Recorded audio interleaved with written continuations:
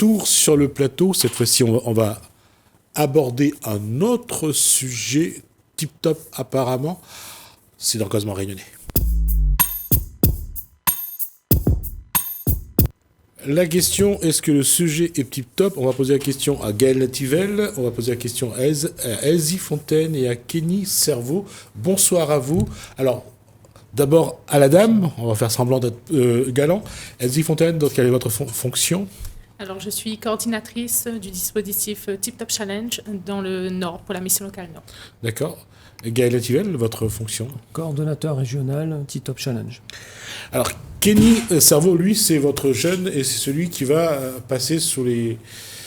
Il va dire un petit peu qui porte un peu votre projet, mais c'est un des jeunes qui va être dedans. Qui nous représente aujourd'hui. Alors d'abord, ma première question, c'est quoi Tip-Top Challenge? Alors, Tip-Top Challenge, c'est un dispositif qui a été mis en place pour les jeunes mineurs de 16 à 17 ans. Donc, ça veut dire ton insertion professionnelle au top. Donc, Pardon? Ton insertion professionnelle au top. Ah, d'accord, ok. Et l'idée, c'était de faire un petit peu écho à TikTok. Ouais, le réseau social, voilà. Ouais. Des jeunes aujourd'hui. Et c'est un dispositif en fait, donc, d'accompagnement professionnel qui s'inscrit dans le cadre de la loi obligation de formation.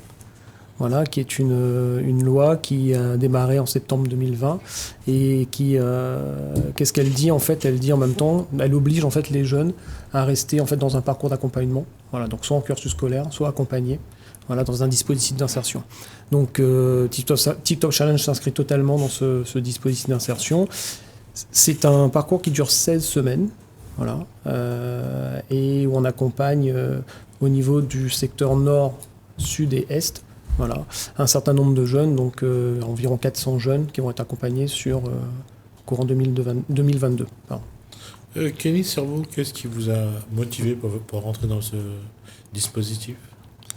Le dispositif, j'ai vu que on est bien suivi. Et ce qui manque, c'est l'accompagnement. C'est-à-dire que pour un jeune comme Kenny Cerveau, ce qu'il a besoin, c'est qu'on le guide sur le parcours qu'il a choisi? Oui, ça. Ouais. D'accord. Qu'est-ce qui fait que... Alors, d'abord, l'école... Vous avez quel âge? 17 ans. Pourquoi vous avez arrêté l'école? Pour quelques raisons, pour des problèmes familiaux. Ouais. D'accord. Mais ça veut dire qu'à un moment donné, dans ce décrochage scolaire, c'était la solution, l'insertion? Oui, ouais, c'est quand même une seconde chance, ouais, ça. D'accord. Quand on dit insertion, je vous pose la question à vous deux, qu'est-ce qu'on doit aujourd'hui entendre par insertion? Parce que ça a beaucoup changé aujourd'hui, que ce soit insertion, formation, on a l'impression qu'on essaye de trouver des cadres pour mettre un contenu, mais l'insertion aujourd'hui, pour vous, c'est quoi exactement? Tout dépend si on se place sur l'insertion professionnelle purement, et donc avec une visée en fait d'accompagnement vers l'emploi, ou si on prend les choses de façon un peu plus large et on parle un petit peu d'autonomie et de développement personnel. Tip-Top Challenge, ce n'est pas de l'insertion professionnelle en tant que telle. On est quand même sur un public jeune mineur, voilà, 16 ans, 17 ans, enfin en tout cas moins de 18 ans. Et comme je vous dis, l'accompagnement dure 16 semaines. 16 semaines, c'est très court. L'idée, c'est vraiment d'offrir en fait à Kenny et puis à ces jeunes-là qui, à un moment donné, sortent du système scolaire, une forme d'accompagnement qui leur permette en fait de se raccrocher à la recherche, on va dire, de formation, à la recherche d'expérience professionnelle, par un parcours encadré avec un suivi individualisé. Donc ça, c'est une première clé. Et la deuxième clé, du coaching et pas mal d'activités, on va dire, ludiques, on va dire d'expérience de vie et de développement personnel. Voilà, parce que c'est important à un moment donné de susciter l'envie chez eux, de les raccrocher en fait via un certain nombre d'actions innovantes. On peut retrouver du sport innovant, on peut retrouver de l'escape game. Donc voilà, donc c'est des petits modules comme ça qui existent, de la découverte de métiers par l'intermédiaire d'outils numériques, notamment les casques VR là. Voilà, où ils peuvent découvrir au travers d'une application qui s'appelle Métier 360 un certain nombre de métiers qu'ils n'auraient pas pu découvrir autrement. Voilà. Donc l'idée, c'est vraiment de les garder mobilisés, voilà, et de leur faire découvrir un maximum de choses alors pour qu'ils puissent se dire ok, je veux faire ça et je veux continuer là-dedans et je veux continuer à trouver un travail parce que il le faut pour la suite de mon autonomie et de ma vie. C'est la première édition en la matière? Oui, alors il y a eu, le premier groupe a commencé au mois de janvier. Ça s'est terminé la semaine dernière, le 6. Et du coup, là, on est en train de recruter pour la deuxième cohorte. Cet accompagnement, comme Gaël vient de le présenter, là-dedans, c'est aussi l'opportunité pour vous d'avoir un profil de ces jeunes pour voir un petit peu quelle orientation professionnelle avoir. Alors, sur cet accompagnement, quand on commence l'accompagnement, quand on recrute les jeunes, on voit qu'on a deux profils, on va dire. On a des jeunes qui arrivent avec un projet professionnel. On va dire peut-être 30% des jeunes qui ont un projet en tête, qui savent ce qu'ils veulent faire. Et pour la plupart des jeunes, il n'y a pas de projet. Donc, c'est des jeunes souvent qui ont décroché au niveau scolaire et qui sont un peu perdus, qui n'ont plus confiance en eux, qui ont besoin vraiment de trouver un lien et de rebooster, en fin de compte, d'être reboostés pour reprendre confiance et avancer dans leur projet. Donc, l'objectif premier, c'est ça, c'est vraiment leur donner envie, leur faire découvrir la mission locale, mais de façon un peu plus ludique, on va dire. Bien sûr, il y a d'autres ateliers qui vont permettre de développer tout ce qui dit les compétences, savoir-faire, savoir-être, etc. Et vraiment travailler sur leur projet professionnel. L'important, c'est qu'ils prennent conscience que tout le monde a des compétences, avec ou sans diplôme. À l'heure d'aujourd'hui, un diplôme ne fait pas la personne. Donc, il est important qu'ils prennent conscience de ça. Et on est vraiment dans un esprit de partage. Donc, autant nous, on a des choses à leur apporter, mais inversement, ils nous apportent aussi des choses. Donc, c'est ça qui est important. Qu'est-ce que toi, tu as envie de découvrir dans ce parcours? Qu'est-ce que tu attends de voir? Savoir si tu sais jouer au foot, savoir si tu sais faire, je ne sais pas moi, pouvoir remplir un papier, savoir aller à un rendez-vous, savoir faire un entretien. Qu'est-ce que tu as envie de faire? Qu'est-ce que tu as envie de découvrir ou d'apprendre? Découvrir, il y a plein de trucs à découvrir, comme le fait d'avoir des entretiens et quelle filière ou quel métier un jour vous veut faire? Moi c'est éducateur sportif. D'accord. Ouais. Football? Non, plutôt vers la boxe. La boxe? Ouais. D'accord. C'est déjà une pratique que vous faites? Oui, ça. Ouais. D'accord. Pour être éducateur sportif, vous avez déjà vu un petit peu la marche à suivre, les diplômes, Oui. Il faut d'abord, il passe un certificat en tant qu'éducateur sportif. Et après, il faut me passer mon BAFA aussi. Et après, deux diplômes pour être un éducateur sportif. Ouais. Et 16 semaines avec des éducateurs, c'est assez pour apprendre un petit peu à être un peu indépendant, même à 17 ans, apprendre à pouvoir se débrouiller, à prendre des rendez-vous, à répondre à des exigences administratives? 16 semaines, ça passe vite, mais après, oui, on peut trouver. Ouais.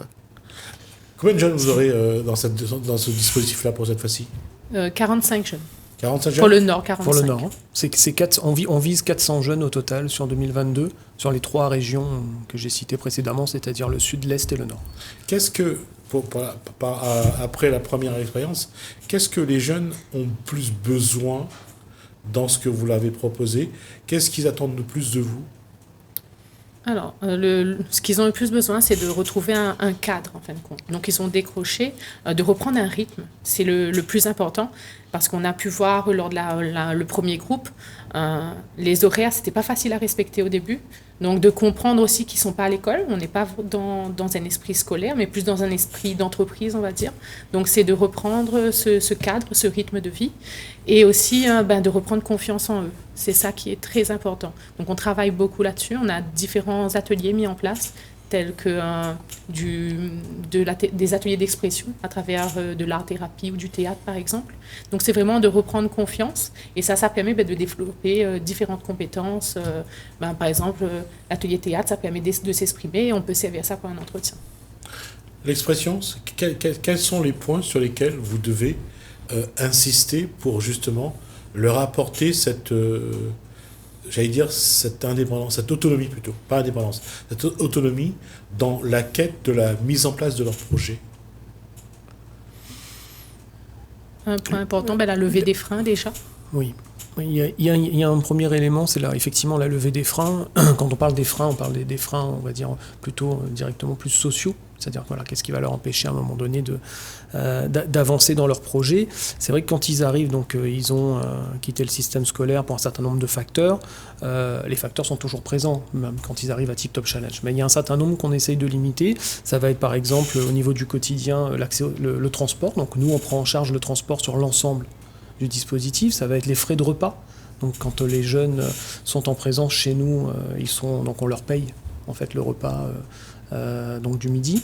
Et ils sont à environ par semaine 4 fois sur le lieu de vie.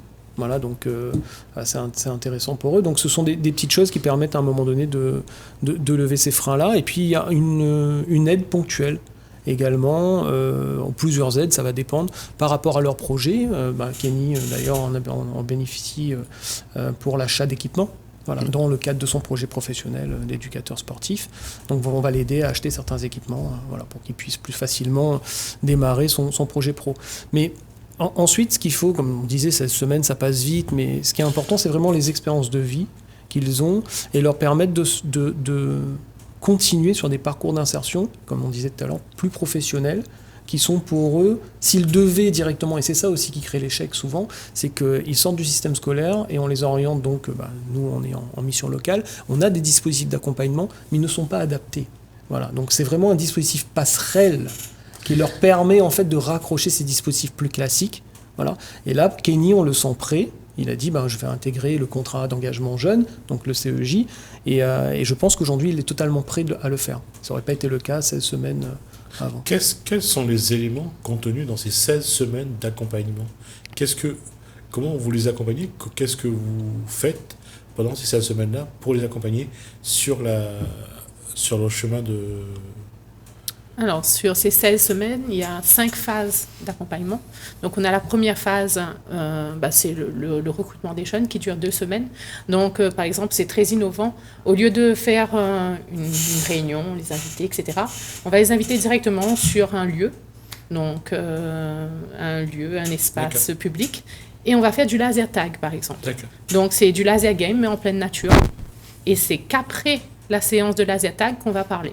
Donc là, déjà, ils vont apprendre à connaître l'équipe, rencontrer les conseillères, etc., dans un premier temps. Et ensuite, ça va permettre aussi de voir un petit peu comment le jeune a pu jouer avec le groupe, comment il a réagi, est-ce qu'il était leader du groupe, comment il s'organisait, et leur montrer que même à travers ce genre de jeu, on peut en retirer des compétences transversales qu'on appelle. Donc on a cette première phase-là, avec l'engagement, la signature.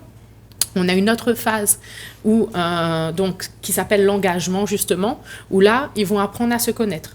Donc, différents ateliers avec les coachs et les conseillères afin d'apprendre à se connaître, de voir qui tu es et de travailler sur la levée des freins.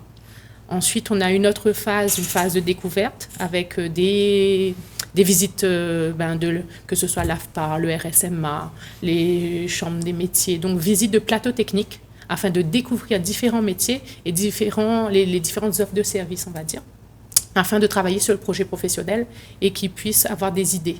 Donc, parce que, comme je disais tout à l'heure, il y a plusieurs jeunes qui n'ont pas d'idées sur le projet pro, parce que ils ont arrêté l'école, ils ne savent pas. Et le fait de découvrir différents endroits, différents métiers, ça permet d'aller un peu plus loin dans leur réflexion, on va dire. Mais tout au long de ces phases, il y a toujours les ateliers d'expression, conseils en images, afin de travailler la connaissance de soi. On a aussi un séjour de cohésion, donc entre la phase 3 et 4. Séjour de cohésion, ça veut dire? Alors, c'est un séjour de 3 jours et 2 nuits. Donc là, par exemple, on l'a fait sur Saint-Gilles. Donc, le raid aventure. Donc, c'est vraiment sur du dépassement de soi.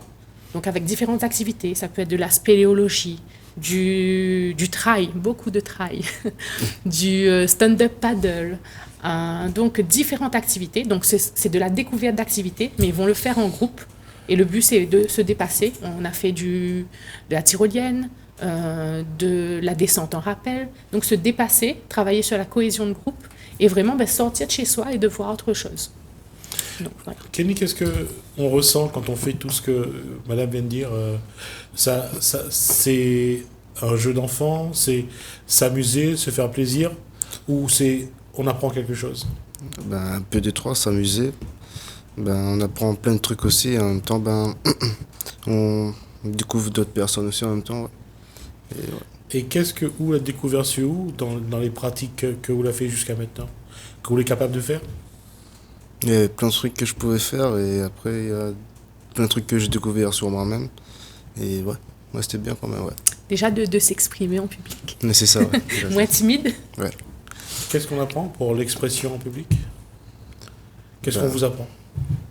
Ben, plein de trucs qu'on nous apprend. Ben, après, on parle pour le séjour de cohésion. Non, là, pour l'expression en public. Qu'est-ce qu'on vous dit de faire pour que vous soyez plus à l'aise dans l'expression?